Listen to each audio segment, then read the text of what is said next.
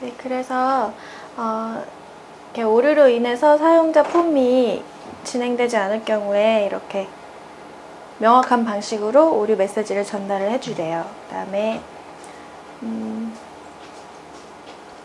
꼭 오류 메시지가 떴을 때는 어떻게 이 오류 메시지를 해결할 것인가 그런 처방전을 알려줘야 하고요. 그리고 오류 메시지를 쉽게 인식할 수 있도록 그 입력 필드를 이중으로 강조시켜주는 그런 시각 강조가 필요하다고 해요. 그리고 오류가 발생한 그 폼 요소 설명하고, 그리고 오류 메시지가 오류가 생긴 그 지점을 알려줄 수 있는 그런 시각적으로 연관성이 있어야 한다고 합니다. 그다음에 빨간색 글자는 오류 메시지를 위해서 사용을 해야 되고, 다른 도움말이나 이런 부분들을 사용하지 말라고 분명히 경고를 하고 있습니다. 그래서 다른 곳에는 빨간색을 글씨나 어떤 아이콘들을 사용하지 않도록 하라고 합니다. 그리고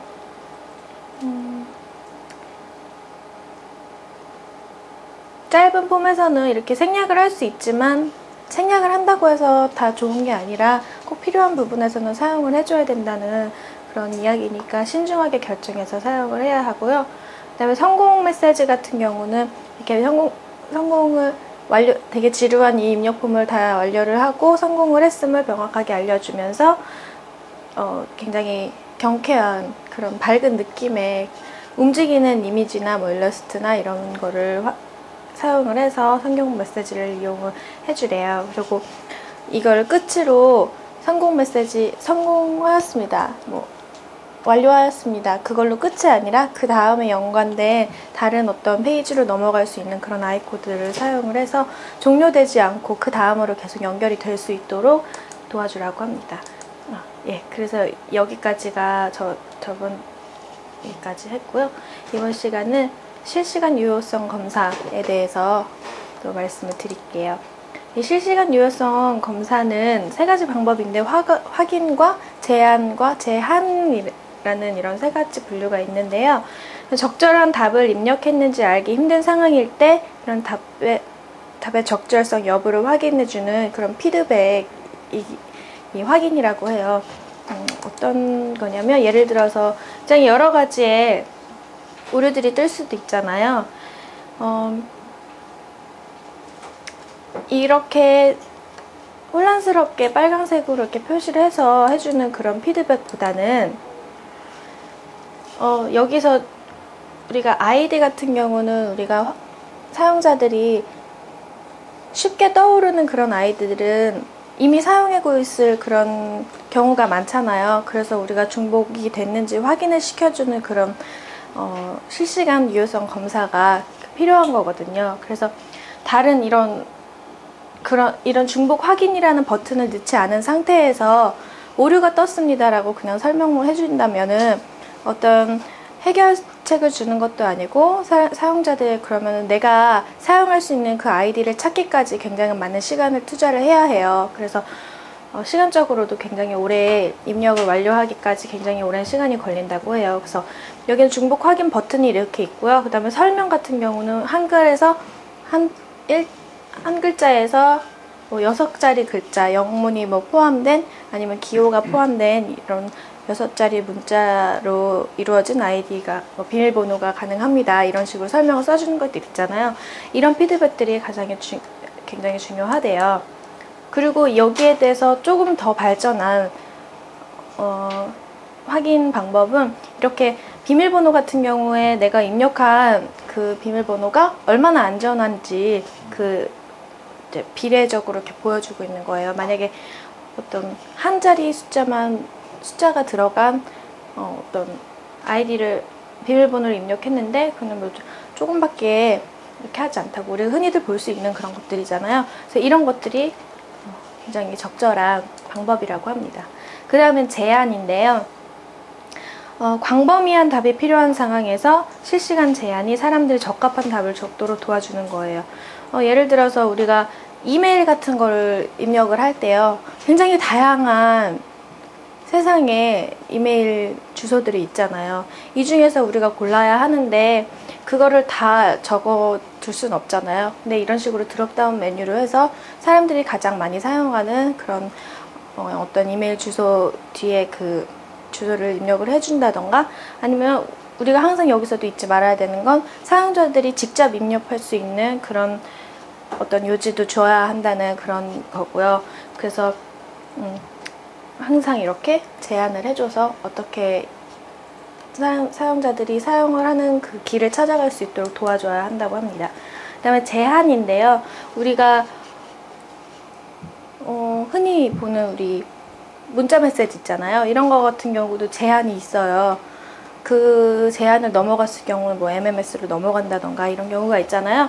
그래서 이렇게 실시간으로 몇 자가 제한이 있고 지금 현재 사용을 해서 얼만큼 줄어들고 있는지 그런 것을 실시간으로 보여주는 것이 제한을 보여주는 그런 예라고 볼 수 있습니다. 그래서 명확하게 정의된 정답은 없지만 분명한 제한들이 있는 이런 뭐 문자의 숫자 뭐 몇 개 횟수가 그렇게 중요한다고 하면 그런 것들을 해줘서 이런 검사가 되게 편리하게 사용이 될 수 있다고 합니다. 그래서 이렇게 정리를 해드리자 보면 유효한 답인지 이 실시간 유효성 검사는 확인하거나 유효한 답을 제안하고 사람들이 제한을 넘지 않도록 이렇게 도와줄 때 그때 이렇게 이 검사를 고려해 보라고 합니다. 그리고 특정한 형식이 요구되는 질문에서 가장 큰 효과를 낸대요. 그리고 어떤 여러 가지 답변 목록을 보고 하나를 고르는 질문이 있잖아요. 이런 것 같은 경우에도 큰 효과를 내고요. 복잡한 질문에 더 좋은 대답을 할 수 있도록 유도할 수 있잖아요. 우리가 그 박스 내에 어떤 답변 형식의 그런 글을 예로 보여줘서 뭐 클릭을 했을 때 사라지게 한다든지 이렇게 유도를 할 수 있으니까 그런 방법도 사용을 해보고요. 그리고 이 답변을 실시간으로 내가 답변한 게 확인을 할 수 있는지 아닌지에 대해서는 그 입력하는 중간에 확인이 뜨는 게 아니라 입력을 다 마친 후에 해야 하는데요. 예를 들어서 우리가 아이디를 입력을 하는데 내가 입력을 하는 중간에 이거는 불가능한 사용 아이디입니다. 계속 뜨면 안 되겠죠. 그래서 분명히 입력을 다 마친 후에 중복 확인 버튼을 눌렀을 때 이게 사용할 수 있는 아이디인지 아닌지 그렇게 알려주는 게 좋다고 합니다. 그리고 마찬가지로 이런 특정한 형식으로 바꾸기, 수정 같은 경우도 입력을 마친 후에 해주라고 얘기를 하고 있고요. 그 다음에 제한이 있을 때는 실시간 업데이트로 입력이 가능한 범위를 알려주는 거예요. 그 다음에 불필요한 입력이에요.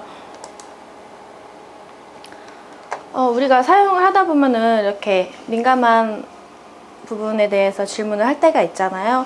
뭐 신용카드 번호를 가르쳐준다고 할 때도 있고. 근데 이 경우 같은 경우는 우리가 항상 얘기를 하잖아요. 질문이 적어질수록 사용자가 폼을 더 빠르고 쉽게 입력하고 완료하는 그런 뭐라 그랬지? 가능성도 많아진다고 하잖아요. 근데 예를 들어서 어떻게 해야 되냐면 어떤 폼에는 내가 선택할 그 카드 종류를 고르는 그 입력 필드를 폼 디자인을 해놔서 드롭다운 메뉴로 이렇게 골라야 하는 그런 경우도 있고, 아니면 라디오 버튼으로 이렇게 쭉 나열을 해서 고르는 그런 경우도 있어요. 근데 여기서는 어떻게 했냐면 비자 카드는 뭐 24로 시작을 하고 마스터카드는 뭐 43으로 시작하고 이런 카드 번호마다 앞에 자리로 그 사용자가 어떤 카드를 선택을 하려고 하는지 유추해 볼 수가 있대요. 그러니까 그런 거를 잘 관찰을 해서 만약에 52로 시작하는 카드 번호면 마스터카드다 라고 하면 우리가 그걸 유추해낼 수 있음으로써 52로 바로 입력을 하면 나머지 것들은 흐려지고 이게 딱 앞으로 나올 수 있는, 그렇게 해서 다시 한번 질문하지 않고 하나를 더 제거할 수 있는 그런 좋은 방법을 사용을 한 거예요. 그래서 이렇게 질문을 제거하라고 합니다.